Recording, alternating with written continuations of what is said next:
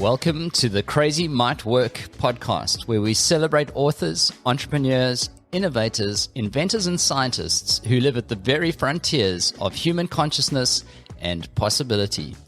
We discuss their moments of breakthrough and analyze the strategies they use to enhance their own thinking and challenge conventional wisdom.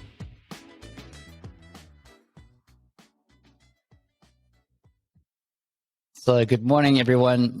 My guest this morning combines her background in biomimicry and communications to serve as a connective tissue between humans and the natural world. She leads the communication strategy at the Institute of Biomimicry. She has a Master of Science in Biomimicry from Arizona State, as well as a bachelor's degree in journalism from Georgia State University. She works with media organizations, brands, and influencers to enhance advocacy and engagement for nature-inspired design. Please join me in welcoming the Communications Director at the Biomimicry Institute, Lex Amore. Welcome, Lex. Thank you for having me. It's so great to be connecting with you and the audience here today. Likewise, and you're coming at us from Hawaii, which I imagine is the place to be from a biomimicry perspective. I'm sure there must be plenty of inspiration outside your front door. Yes, I am very grateful for being able to come from the land of the Kanaka Oiwi people. And here it's a very fascinating biodiversity because we're a much younger island. And so compared to somewhere like Costa Rica, being out in the middle of the Pacific Ocean with being formed from lava, the organisms here that are at least native are fascinating. It's just, on Maui itself, there's every climate except the Arctic. So it's a really very neat place to be. Yeah, I know that that NASA have one of their analogs somewhere in Hawaii, which kind of suggests that it's also a bit like Mars or the moon or something. So I think it's got everything that you need. Yes, there's the summit of Haleakala. It's the volcano that's dormant here. It literally looks like Mars. When you get down in the summit, it is fascinating. You'll notice, Lex, that I've dressed up as a kind of a giant orchid in your honor. Celebrate biomimicry, and love it. I'm not too sure what message it's telling us about nature, but we'll figure it out. So Lex, it's probably worth just pausing for a moment just to go, what are we talking about, right? We get lots of blank stares when we use the word biomimicry. It's still, I think, a fairly new concept to many. So could you indulge us and just give us your take on what it is and what it all means? Absolutely. I do get the bio what, and then nothing that I say after is heard. So I love explaining because it seems complex, but at the end, I always get the resounding, oh, well, that just makes sense.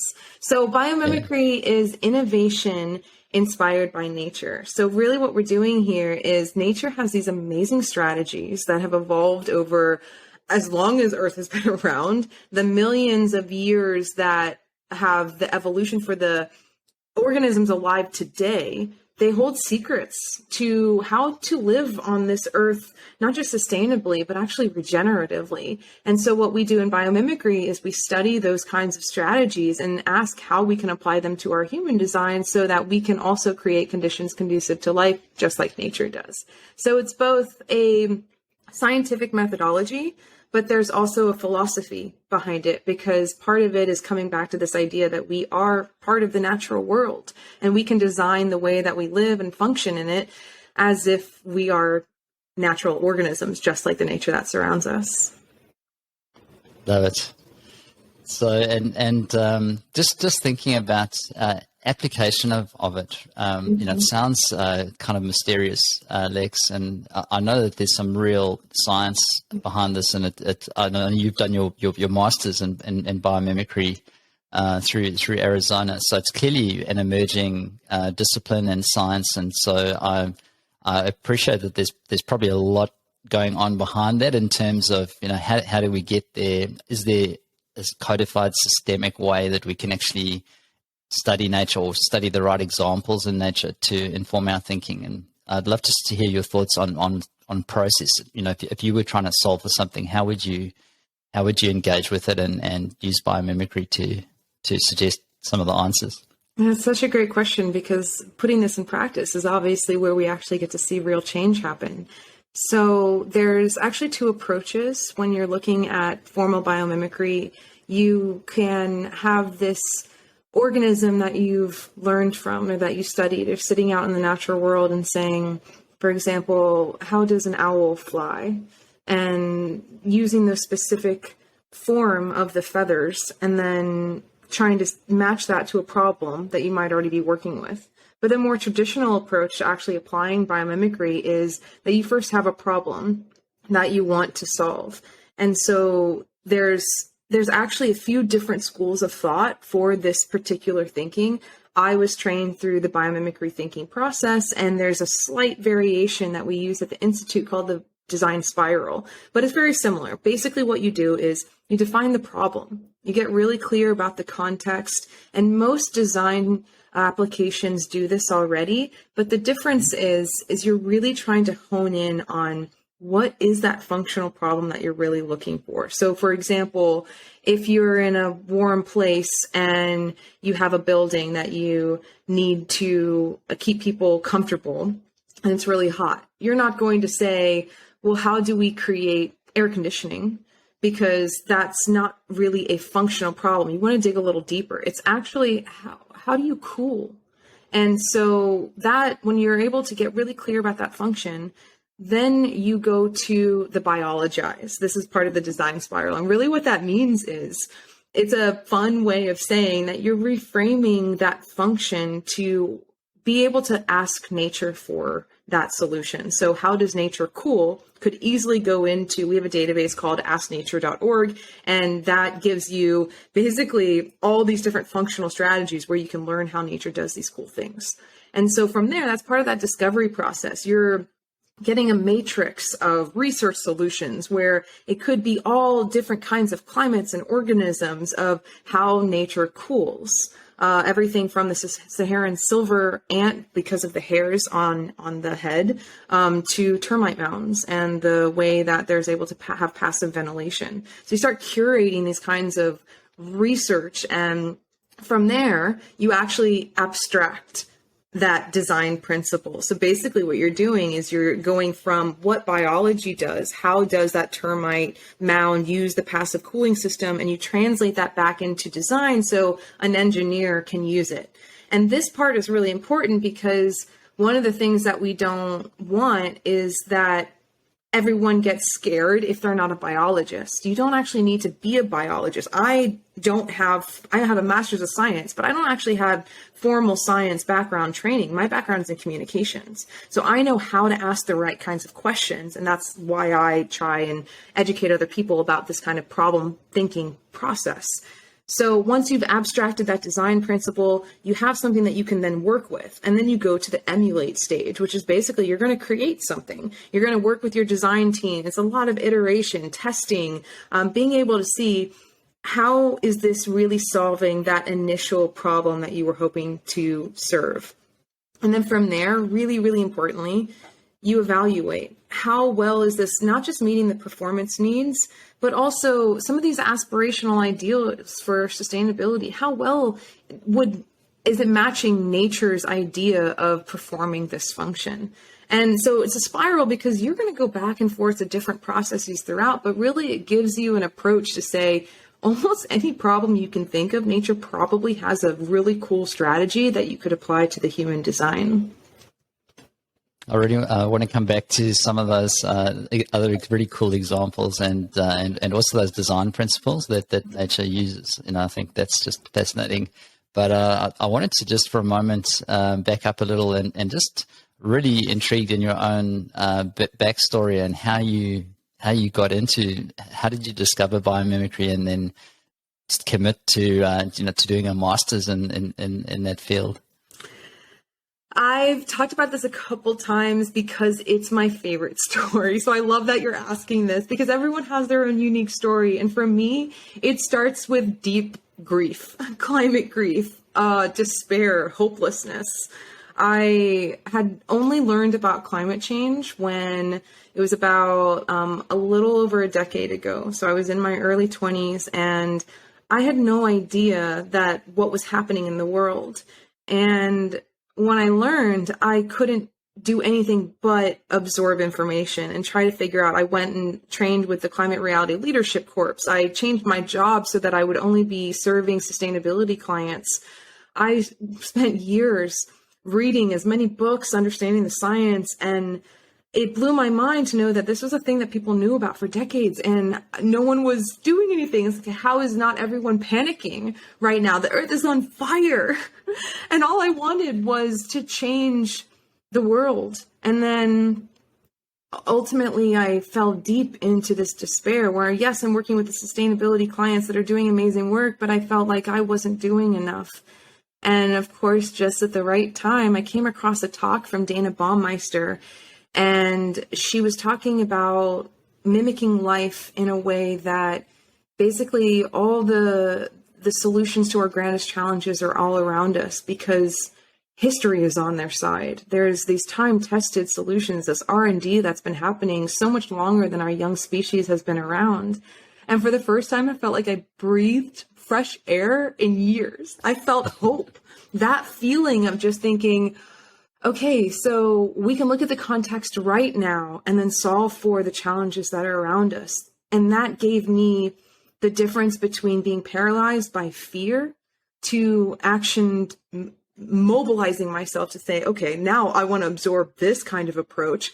And so within a few months, I enrolled in the master's program, and I actually got to study directly under Dana. I was a teaching assistant for her for a few semesters, and it radically transformed my way of perceiving the world. And then after a couple of years, I learned about the Biomimicry Institute needing some communication support. So it was the best way for me to merge both of my found expertise, where I could help people learn about biomimicry and apply it, but then also communicate these values in ways that, like right now, I'm working with startups that are using this kind of a practice. And these are people that are founders at the head that are working with communications. They don't know anything about this kind of stuff, or not most of them.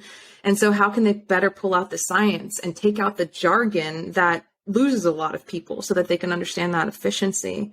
And here I am today, being able to actually feel hope because I see so many people around the world paying attention and using these kinds of approaches to solve real problems. I think there's so much in an approach that increases energy, and gives people hope that because that in a sense is self-sustaining, right? If it's draining and demanding in an exhausting kind of way, then that it has a limited kind of lifespan. Whereas I feel this really obviously has energized you and given you your hope that we can do something different. Yes. Just thinking about it kind of beyond your personal experience and thinking about some of the big systemic challenges that we've got in the world, it seems to me that this is a really promising approach for some of those big, whether it's social, environmental challenges. Are you seeing evidence of that, Lex? I mean, are you starting to see organizations working together using this kind of thinking in any context? Absolutely. I mean, there's so many examples out there in the world. The system level is something that I think has only recently been, and I say recent in the last year or so, really getting more attention and focus, because form for a while took that kind of the focus. But for system level biomimicry, are really looking at nature applied practices. Like, it's coming back to recognizing that I think people are starting to understand their effect on the world around them, that they actually have an influence, and you can't create a building without understanding what land it's going to be on and how the resources are all going to be affected. And so some of the bigger questions are being asked of what would happen if a building functioned like a tree, or a city functioned like a forest, and trying to use that kind of collaboration and that insight to start thinking about these full intended consequences that come out of a result of all of our actions. One of the bigger projects that we've worked on is, it started with a question of what would happen if the fashion industry functioned like an ecosystem? Because we know that there's a lot of issues with fashion, not just on use and how trends and styles and just the excess amount, but also just in the production and what happens at the end of use of a garment when you think that it goes to Goodwill, but it actually just ends up in the back often and then shipped to somewhere like Chile, where it just ends up in a landfill. And then there's havoc that's wreaked on all kinds of effects on that ecosystem. And so we worked on this report that really dove in deep of saying what's missing here. And what was found from that was there is nature disperses and nature decomposes. And these are two missing elements from, I would say, yes, the fashion industry, but most industries aren't thinking about decomposition as part of this process. And what came out of it was a pilot program, and it's called Design for Decomposition. And it's working with the fashion industry to try and actually make this scale. So how can we actually degrade and decompose the existing waste that's piled up, but also how can we design for decomposition in the beginning so we don't have to worry about the excess waste? And these are big questions that require a lot of people to be not just on board, but to be influencers and actually being catalysts to make this happen. And so it's challenging and it's a long term, but the conversations are coming. And I'm seeing things like organizational structures, asking nature how to collaborate, communicate. How does nature process information, sense signals, or have these kinds of feedback loops? And there's the functional strategy, yes, that we can find these efficient strategies for how people can work better together, how organizations can function better, and then also, of course, how we're designing our cities and everything in between. But there's also this call I'm seeing for action for the human need to reconnect with the natural world and to each other. And that can't be understated because it really, when it comes down to the individual, when someone has hope and isn't paralyzed by fear and they know how to ask the right kinds of questions, it then changes the whole system from the bottom up. And I'm loving seeing that shift and the science that's coming out behind, forest bathing and these things that may not seem connected, but it all is all deeply connected, because once you find that hope in the natural world and you find yourself in it, and you start to pay attention to the decisions that you're making that may not have a positive impact on it. Just listening to you talk, it sounds like there are a lot of connections between biomimicry and systems thinking. Is that, do you think that's true? Absolutely. And I really see a lot of alignment too with things like environmental and social justice. Like this is all very deeply interconnected because the concept of biomimicry is recognizing that we are interconnected. And so when you're able to shift that perspective, both on the personal and organizational level, the outcome is amazing because it really starts to consider these things that we've worked in silo for so long. And then there's also this idea where it's a whole system shift of the way that people are seeing each other. And in places like where I am in the United States, yes, you're seeing a lot of divisiveness between people and their values, but also you're seeing a lot more voices of why we're not trying to put weakness associated with kindness anymore, that you're actually starting to care a little bit more in ways that it does have an outcome on oneself. And I think there was a lot of movement around this in the initial sustainability stages where everyone kept talking about, like, what are your grandchildren going to have at this time? If you don't do something, what are you going to be leaving behind? And a lot of people didn't see themselves in that. And so now we're seeing the effects of it, and it's happening right in front of each other. And unfortunately, a lot of times it does take that natural disaster or that terrible thing to happen in your neighborhood community to pay attention. But because the good thing that came out of the adaptations from the Industrial Revolution is that we have a technology where you're in Australia and I'm in Hawaii. Like, we're so far away and we get to talk about these amazing things. And so information has never been more accessible than it has been before. So there's more tools to be able to reach the people that want to do something and also make people just feel less alone in all of this. Just elaborating a little on that connectedness aspect. Lex. You and going back to this idea of systems that in our respective societies, there's a strong kind of thread around individualism, and so some of us think of ourselves purely in those terms and struggle to see the connectedness even into society, as a collective. But at a fundamental level, we are a system, aren't we, as human beings? And I heard you speaking on this just recently, but I'd love you just to elaborate on that. How is a human a system, and what is that insight does that give us into how we need to interact? I love talking about this because it really is. It's so complex when you start to think about the scale of evolution and where we're at. It can be both daunting and fascinating. And so on a very molecular level, we're made up of billions of cells, sure, but we're actually more microbe than we are human cells. And so we are not just a lot of people have been talking about like the microbiome these days and how you have all of these little creatures inside of you that can do everything from regulating your mood to, of course, building muscle and all these things that you're not really feeding your body. You're actually feeding all these little microbes inside you, which to some, I know that they're cringing right now, but it's okay because this is just natural. This is coming back to looking at how a similar approach to thinking about it is I asked a lot of people if they're a designer, and most people immediately say no.